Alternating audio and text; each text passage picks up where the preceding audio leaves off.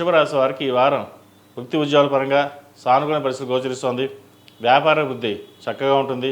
అయితే ధన వ్యయ సూచన ఎక్కువగా సూచిస్తోంది. రాశ్యాధిపతి షష్టమాధిపతి అయిన శుక్రుడు ద్వితీయంలో ఉన్నారు. అష్టమ లాభాధిపతి అయిన గురువు కూడా ద్వితీయంలో ఉన్నారు. గురువు అంత అనుకూలంగా లేడు. శుభకార్యాలు చేద్దాకా వచ్చి చేజారిపోవడం, సంబంధం చేద్దాకా వచ్చి చేజారిపోవడం ఇటువంటివి జరుగుతుంటాయి. మంచి సంబంధం వచ్చింది, ఇంకా వివాహం కుదిరింది, చక్కగా ఉంది అనుకునే లోపు వెనక్కి వెళ్ళడం ఉంటుంది. గురువు సంబంధించిన గురు స్తోత్రం పఠించడం. వ్యాపార అభివృద్ధి చక్కగా ఉన్న రూపాయికి 10 రూపాయలు ఖర్చు ఉంటుంది. ఖర్చుల విషయంలో జాగ్రత్త వహించాలి.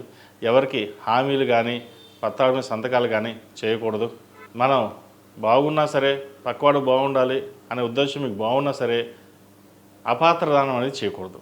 వ్యాపార పరంగా కూడా మంచి తెలివితేటలతోటి ముందుకు వెళ్ళాలనుకుంటారు. అయితే కొన్ని అనాలోచిత నిర్ణయాలు అనేది తీసుకోవడం జరుగుతుంది. వ్యాపార పరంగా కొన్ని కఠినమైన నిర్ణయాలు తీసుకోవాల్సిన పరిస్థితి ఏర్పడుతుంది. ఇలా అయితేనే వ్యాపారం చేయగలం, లేకపోతే ఇబ్బందుల పాలు ఉండే అవకాశం గోచరిస్తుందని యోచన చేస్తారు. నలుగురిని నమ్మి మోసపోవడం కాకుండా మీకంటూ ఒక తెలివితేటలతోటి ముందుకెళ్ళడం చెప్పదగినది. ఏది ఏమైనా సరే వృత్తి ఉద్యోగాల పరంగా వ్యాపార పరంగా గడిచిన వారాల కంటే ఈ వారం నుంచి కొంతవరకు బాగుందని చెప్పచ్చు. అదేవిధంగా సప్తమ వ్యయాధిపతి అయిన కుజుడు పంచమంలో బలంగా ఉన్నారు. ఆస్తులకు సంబంధించి తల్లిదండ్రులకు సంబంధించి అదేవిధంగా సంతానం సంబంధించిన విషయ వ్యవహారాలు చక్కగా రాణించగలుగుతారు. సంతానం అభివృద్ధి సాధిస్తారు. సంతానంలో ఒకరికి ప్రభుత్వ ఉద్యోగం వచ్చే అవకాశం గోచరిస్తోంది. ఈ రాశిలో మించిన విద్యార్థులకు చక్కగా కాలం అని చెప్పొచ్చు. ఎవరైతే వైద్య వృత్తి కావచ్చు, ఆర్టిఫిషియల్ ఇంటెలిజెన్స్ ఈ రంగాల వారికి చాలా అనుకూలంగా ఉంటుంది. సాఫ్ట్వేర్ రంగం వారికి కొంత ఇబ్బందికరమైన వాతావరణం నెలకొంటుంది. సినిమా కళారంగాల వారు కావచ్చు, కాస్మెటిక్స్, డెంటిస్ట్, చిరు వ్యాపారస్తులకు, హోటల్ మేనేజ్మెంట్ వ్యాపారస్తులకు ఈ వారం కొంత ఇబ్బందికరంగా ఉన్నా కూడా ప్రథమార్థం కంటే ద్వితీయార్థంలో మంచి లాభాలు వచ్చే విధంగా గోచరిస్తుంది. అదేవిధంగా విదేశీ యానం సంబంధించిన విషయ వ్యవహారాలు సానుకూలపడతాయి.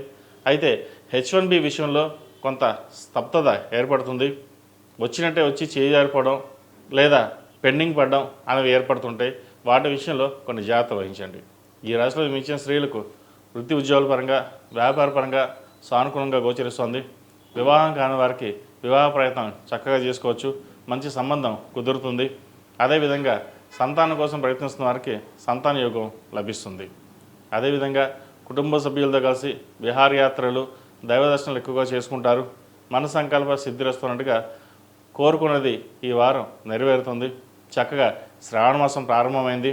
ప్రతిరోజు ప్రతినిత్యం మహాలక్ష్మి అమ్మవారి పూజించడం వల్ల ఇటు కుటుంబపరంగా, విద్యాపరంగా, సంపద పరంగా అన్ని విధాలుగా బాగుంటుంది.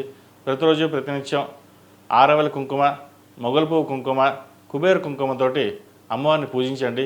మంచి ఫలితాలు సంప్రాప్తిస్తాయి. ఈ రాశిలో జన్మించిన వారికి కలిసి వచ్చే సంఖ్య 5, కలిసి వచ్చే రంగు ఎరుపు. ఏదైనా పని మీద బయటకు వెళ్ళేటప్పుడు మంగళవారం కానీ శుక్రవారం కానీ వెళ్ళండి. మంచి ఫలితాలు సంప్రాప్తిస్తాయి. ఈ పూజా స్టోర్ .in పసుపు కుంకుమ నుంచి దేవతా విగ్రహాల దాకా అన్ని రకాల పూజలు, వ్రతాలు, వివాహం, గృహప్రవేశం, హోమాది శుభకార్యాలకు కావలసిన పూజా సామాగ్రి అంతా ఒక్క క్లిక్తో మీ ఇంటి వద్దకే. నేడే ఆర్డర్ చేయండి మీ ఈ పూజా స్టోర్ .in లో. One stop for all puja needs.